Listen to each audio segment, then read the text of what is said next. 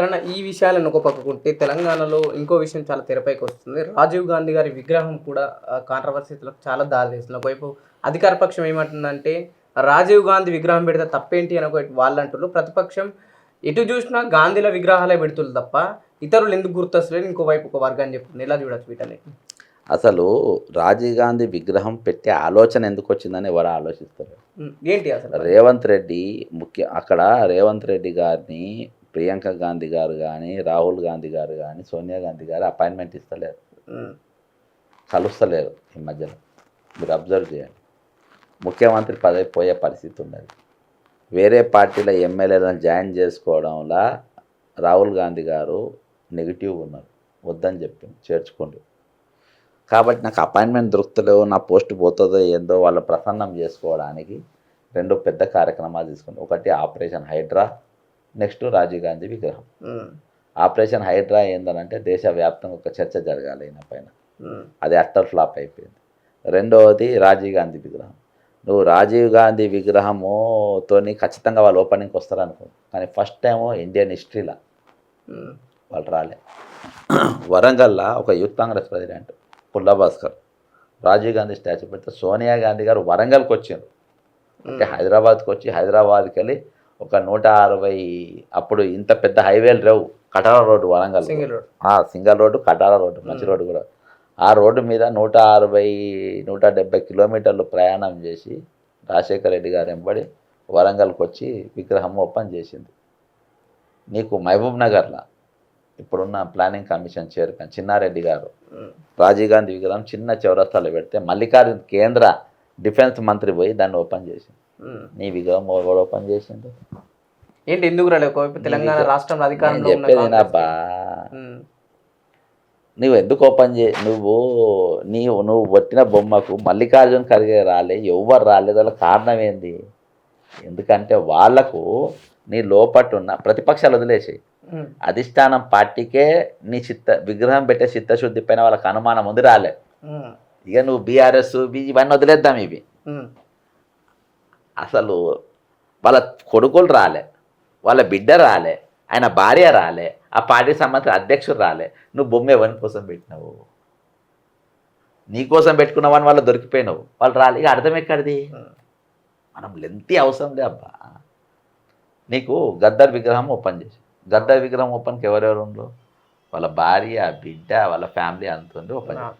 మరి ఇలా ఫ్యామిలీ లేకుండా నువ్వే ఓపెన్ చేయడానికి, నువ్వు పెట్టిన బొమ్మ నువ్వే ఓపెన్ చేస్తావు. చిత్రంగా లేదు ఇది? అంటే పెట్టుడు వాళ్ళకే ఇష్టం లేదు, గాంధీ ఫ్యామిలీకే ఇష్టం లేదు అబ్బా బొమ్మ పెట్టుడు. వీడియో మా బొమ్మ పెడతారు ఏందని. ఇందిరాగాంధీ ఓపెనింగ్ ఎక్కడో కొండాపూర్లో పెడితే సోనియా గాంధీ గారు వచ్చి ఓపెన్ చేసిపోయారు. అసోంటిది హైదరాబాద్ నడిపోతూ ఒక దిక్కు ట్యాంక్ బండ్ ఉంటుంది, ఒక దిక్కు సెక్రటరియట్ ఉంటుంది, ఓ దిక్కు అసెంబ్లీ ఉంటుంది. అంత సెంటర్లో పెడితే వాళ్ళు రాలేదంటే ఏందన్నట్టు అర్థం? అదేందా? కాబట్టి వాళ్ళకే ఇష్టం లేదు, మనందరూ వదిలేద్దాం. నువ్వు కూలగొట్టు, చెరువులో ఉంటే 100% కూలగొట్టినప్పుడు నువ్వు మరి వాళ్ళ పైన ఏది వాళ్ళ ముందే మీటింగ్ పెట్టి వాళ్ళకు కంపన్సేషన్ నీకు ఇస్తా, అప్పుడు ఇచ్చిన కాంట్రాక్టర్ ఎవడైతే పర్మిషన్ ఇచ్చిందో వాళ్ళపైన మేము యాక్షన్ తీసుకుంటాం అని కూర్చోబెట్టి వాళ్ళతో మాట్లాడి వాళ్ళకి ఇండ్లు ఇవ్వాలి. కానీ మీరు వాళ్ళకు ఇది చేయకుండా, మీరు వాళ్ళని కంపన్సేషన్ చేయకుండా నువ్వు ఒకటేసారి వచ్చి ధన్మన్ కూలగొట్టి నీ తమ్మునికి ఏమో నోటీస్ ఇస్తావు, నీ అన్నకు వాళ్ళని తీయాలదాకా నువ్వు ముట్టుకోవు, వీళ్ళకి నోటీసులు లేకుండా కూలగొట్టేస్తావు. నువ్వు సున్నం చెరువు దగ్గర ఆడినంతట గరీబ్ వాళ్ళు ఎక్కడ పోవాలి? రోడ్ల పైన వీటిపైన చర్చ. అంటే అప్పుడు మొదలైంది కూల్చివేతలు, వాళ్ళు ఆపేనరు. ఈయన మొదలుపెట్టి నేను ఆపుతాడు, కానీ ఆ కూలిపోయిన వాళ్ళు వాళ్ళని బతికెట్లయితుంది? ఒక ఇల్లు కిరాయింటకెళ్ళి వెళ్తేప్పుడే తిప్పలవుతుంది. కూలగొట్టి నువ్వు చెరువుల పునరుద్ధరణ కంపల్సరీ, కానీ నువ్వు ఆపోజిషన్ ఉన్నప్పుడు కట్టేటప్పుడు నేను ఎందుకు ఆపాలి? ఆపోజిషన్ డ్యూటీ ఏంది? ఆపోజిషన్గా డ్యూటీ నువ్వు ఎక్కడ చేసినావు? నువ్వు పొజిషన్ బ్రదర్, ఇవాళ రూలింగ్లో నేను ఎంతున్నో రేపు ఆపోజిషన్లో కూడా నా డ్యూటీ అంతే ఉండాలి. ఇవాళ ఆపితే రేపు కూడా నేను ఆపాలి. నేను ప్రతిపక్షం ఉన్నప్పుడు ఒకటి మాట్లాడతా, రూలింగ్లో ఉన్నప్పుడు ఒకటి మాట్లాడితే నడవదు. సరే, ఇలాంటి రాజకీయాలకు పూర్తి స్థాయిలో పులి స్టాప్ పెట్టాలంటే ఎలాంటి చర్యలు తీసుకుంటే బాగుంటుందంట? ఇప్పుడు లేట్ అయిపోయింది బ్రదర్. ఇప్పుడు అటువంటి కమిట్మెంట్ ఉన్న లీడర్షిప్ అనేది తెలంగాణ కొదువైపోయింది, కనబడతలేదు. నేను చెప్తున్నా కదా, ఒక వృద్ధుడు కురువృద్ధుడు కాటికి కాలు జాపేసిన నేను అనుకుంటే లాస్ట్ టైం మళ్ళీసారి పోటీ. అసొంటిది కేశవరావు, పోచారం శ్రీనివాసరెడ్డి అసొంటి పార్టీలు మారి కండువాలు కప్పుకుంటుంటే పదవుల కోసము ఏముంటుంది నిన్ను చూసి నేను ఏం నేర్చుకోవాలి? ఒక బీసీ ఒక రెడ్డి పెద్దోళ్ళు పోయి ఆ వయసులో జాయిన్ అయితే వాళ్ళ మనవడేం నేర్చుకోవాలి? కడియం సీరియల్ బిడ్డకేం నేర్పిండు? వీళ్ళు వచ్చే తరాలకు ఏం నేర్పిండు? రేపు ఎటు దిక్కుపోతుంది? కన్ఫ్యూజన్ ఉన్నాం. తెలంగాణ ప్రజల కన్ఫ్యూజన్ ఒక హుందా ఏందనంటే, ఒక ధైర్యం ఏంటంటే వీళ్ళు ఎవరికైనా ఈ పార్టీలకు మనం ఎటు తీసుకోకపోతే తెలంగాణ పబ్లిక్ది ఏముంది? 1000 రూపాయలు 2000 ఓటేసి ఒక కోటర్ ఇస్తే ఓటేస్తారు. వాళ్ళ గురించి మనం ఎందుకు ఆలోచించాలి? అందుకనే ఇవాళ గాంధీల సిటీ స్కాన్లు పనిచేయాయి, వరంగల్ సీకీఎంలో పనిచేయాయి, వరంగల్ ఎంజిఎం హాస్పిటల్లో 6 గంటలు కరెంటు పోతుంది, ఎలుకలు కలిసి పేషెంట్లు చచ్చిపోతారు. ఉస్మానియా దవాఖానలో కిటికీలు తెరిచి చెట్లు గాలిలకు ఆపరేషన్లు చేస్తారు, వసతులు ఉండవు. అవసరం లేదు పబ్లిక్. మేము ఎందుకు ఇవ్వాలి? మేము ఎంజిఎంలో గాంధీ హాస్పిటల్లో పసికందులు చచ్చిపోతూ ఉంటారు. మేము ఎందుకు ఇవ్వాలి? నీకు ఓటు అప్పుడు నీకు పైసలు కావాలి, తీసుకో ఓటేయి. నువ్వు పైసలు తీసుకొని ఓటేస్తున్నావు, నేను ఇవ్వను, నేను ఎందుకు ఇవ్వాలి? నువ్వు లంచం తీసుకొని నాకు ఓటేస్తున్నావు, వాళ్ళ గురించి నేను ఇవన్నీ ఎందుకు చేయాలి అనే కాడికి ఈరోజు నాయకులు ఉన్నారు. కాబట్టి వాళ్ళకు ఏ పథకం పైన కానీ మాకు జవాబుదారీతనం మాకు లేదు, నీకు ఇవ్వాల్సిన అవసరం నాకు లేదు, నీకు వేయాల్సిన అవసరం నాకు లేదు. ఫ్రీ బస్సు పెడతా, కొత్త బస్సులు వెయ్యా, అందులో కుక్కి ఈరికి ఒకరి కంప ఒకటి చూసుకుంటా చచ్చుకుంటా మీరు ప్రయాణం చేయాలి. అర్థమైందా? నేను నాకేం పని పోయి నేను ఫ్రీగా కొట్టేసినావు. రేపు వాళ్ళ పైసలే వాళ్ళకి కట్టాలి కదా. వాళ్ళు పన్ను రూపంగా చేసే పైసలు, నా జిఎస్టీ పైసలు, నా ఇన్కమ్ ట్యాక్స్ పైసలే వాళ్ళకు నువ్వు ఇవ్వాలి. సబ్బు కొంటే ఉప్పు కొంటే వచ్చే పన్నుతోనే వాళ్ళకు నువ్వు పథకం ఇంతకెళ్ళి పట్టుకొస్తారు. అది రేవంత్ రెడ్డి బాధపడుతుంది. ప్రజల్లో ఎప్పటికైనా మార్పు వస్తుందా ఇలాంటి రాజకీయ నాయకుల పైన వ్యతిరేకత?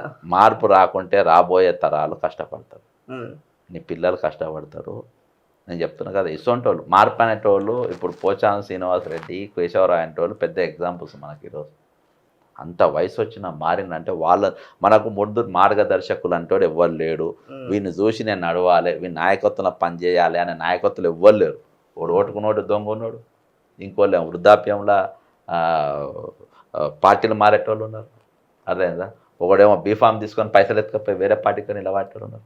మనం ఎవరిని చూసి కేంద్రానికి వెళ్ళి 2 మంత్రులు ఉంటారు, తుఫాన్ వస్తే రూపాయి సాయం తీసుకురారు వాళ్ళు. అర్థమైందా? 2 బీజేపీ మంత్రులు ఉంటారు. కాబట్టి ఈరోజు మనము ఎవరిని చూసి నడవాలి అనేది మనది లేదు. మన గురించి నేను కూడా పబ్లిక్లో ఒక మనిషి, నేను ఒక ఓటర్ను. నా గురించి, నీ గురించి, మన గురించి తక్కువ అంచనా నాయకులు వేస్తున్నారు. కాబట్టి మనము మన ఆలోచన స్థిరంగా లేకుంటే మన ఓటు అమ్ముకున్న రోజులు బతుకులిచ్చే ఉంటాయి.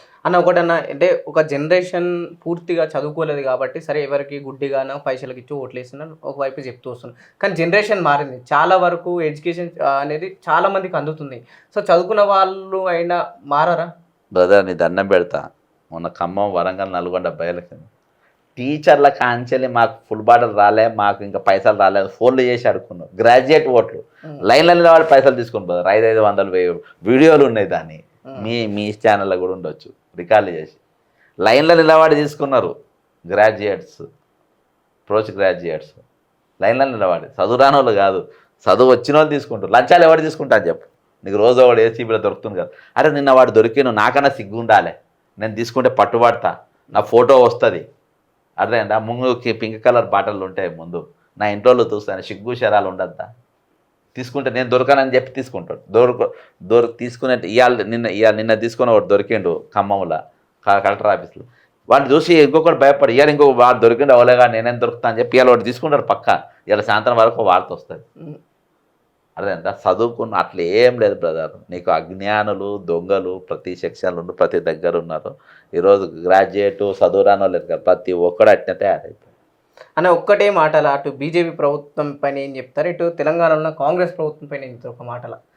బ్రదర్, తెలంగాణలో మాటిచ్చి మాట తప్పిండ్రు. అనుభవ రాహిత్యం అయిన ముఖ్యమంత్రి, అనుభవం లేని ముఖ్యమంత్రి, ప్లస్ ఇంటిగ్రిటీ లేని ముఖ్యమంత్రి. పాలన అట్టర్ ఫ్లాప్ ఫెయిల్. తెలంగాణ కేంద్రంలో ప్రజలపైన బరువు ఈ రోజు వరకు కొనసాగుతూనే ఉంది. వాళ్ళు వేసిన బరువు 14 వేసిన బరువు ఇవాళ రోజు రోజుకు బతుకు భారం పెరుగుతుంది కానీ తగ్గుతలేదు. కామన్ మ్యాన్కు హ్యూమన్ టచ్ లేకుండా కేంద్ర ప్రభుత్వం ఉంది. ఈ 2 ప్రభుత్వాలు కూడా పూర్తిగా ఫెయిల్ అయిపోయింది. రైట్, ఇది పరిస్థితి బక్కా జయచంద్ర గారితో మనకు ఫేస్ టు ఫేస్. అయితే పూర్తి స్థాయిలో రాజకీయాలు అంటే ఇవి చెడిపోయినాయి. ఎవరైనా సరే సొంత అవసరాలకు తప్ప ప్రజల కోసం ఏదో చేస్తాం, ప్రజల నియోజకవర్గ బాగు కోసం చేస్తాం అనే వాళ్ళు లేరు. కేవలం వాళ్ళ ప్రయోజనాల కోసం అన్ని రాజకీయాలు చేస్తున్నారని చెప్పేసి బక్కా జయచంద్ర గారు బలంగా వ్యాఖ్యలు చెప్పడం జరుగుతుంది. కెమెరామెన్ కళ్యాణ్తో పవన్, మిర్రర్ టీవీ, హైదరాబాద్.